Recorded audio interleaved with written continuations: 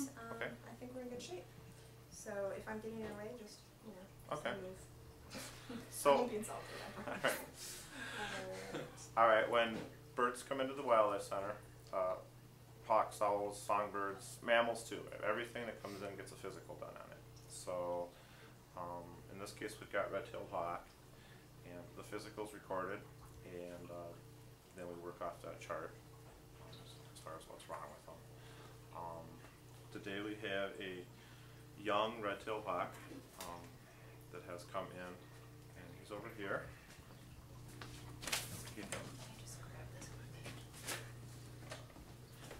This room is our hospital caging. We have flight cages outside, but when a bird first comes in, it goes into basically a quarantine and a hospital cage, so that it's a dark, quiet place to recuperate.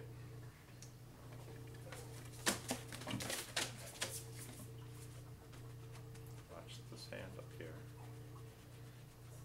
What I'm doing is distracting him with my left hand, while I sneak up really, really slow with the other hand.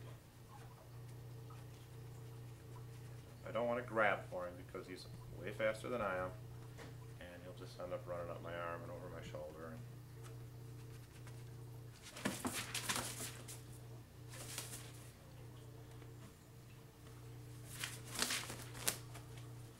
Bring him out. He's going to kind of flap in a circle in a minute.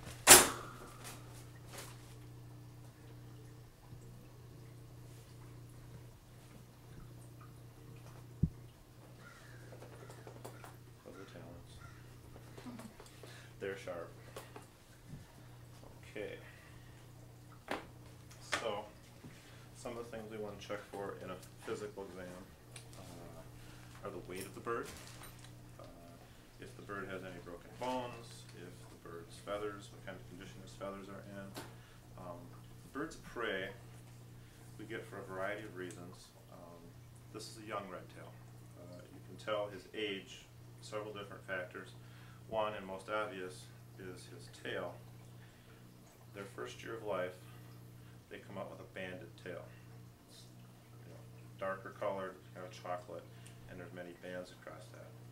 Once the bird becomes mature, or about a year of age, they molt these feathers and they replace them with the classic red tail of a red-tailed hawk. We have one over there. You can't really see, but his whole tail will be red with just, they keep the black bar on the very bottom of it. So this tail alone tells me that it's this year's bird. He was hatched this spring. Another indicator, birds start out with light colored eyes, a green cere and greenish colored feet. As they mature over the years, the feet and the cere turn yellow, and the eyes actually get darker. They get darker and darker to where you'll get a 15-year-old bird and you can hardly see the eyes. They're just opaque. Anyways, I'm going to turn him over. You want to wait on him? I'll do that after I mess with him a little bit. Keeping a firm grip on those feet. Hawks, as a rule, watch him bite me, don't bite as their first defense. They use these feet, these talons. So we do tend to just ease his stress. Take a towel. Since you don't bite, remember. And just cover the head so that he doesn't have to see me, and it also keeps him from biting me if he's one that does bite.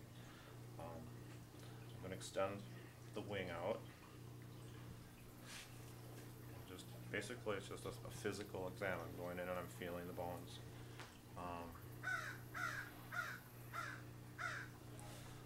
Humerus, and then the next two are the radius and the ulna. There's two bones in that part of his wing. That first one is a good one to break, the radius, the humerus, because it's a big solid bone, and if it breaks, it's better to put back together.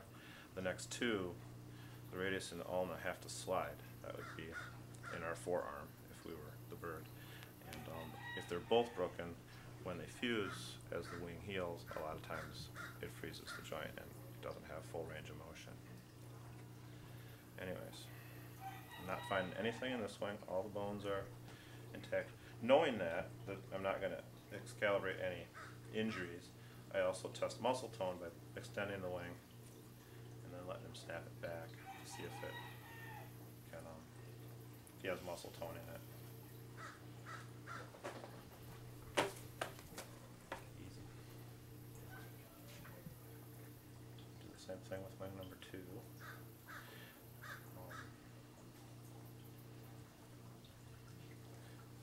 And if I'm doing it alone, I do it like this. If I have assistance, then I can ask someone to stretch the wing out while I also do the same thing on the, hello. There you go. On the leg bones, he's got fine working bones. I expected this on this bird anyways because of the way he was perched and stacked on his heel. Check the feet. Something that birds in captivity can get is a thing called bumblefoot. We have not had him that long, but anytime a bird sits, basically it's a pressure sore of the feet. So anytime a bird sits on one perch, on one spot, they get this sore on their foot that's called bumblefoot. It's hard to cure because they have to keep standing on that foot. You don't really see it in wild birds because they use a variety of perches. One of the things we do here at the center is we do offer, that's one of our things people are taught, to always offer a wide variety of very resting surfaces so we don't get bumblefoot. Feather condition on the chart there is excellent. So he's in fine feather, he's not missing feathers, he's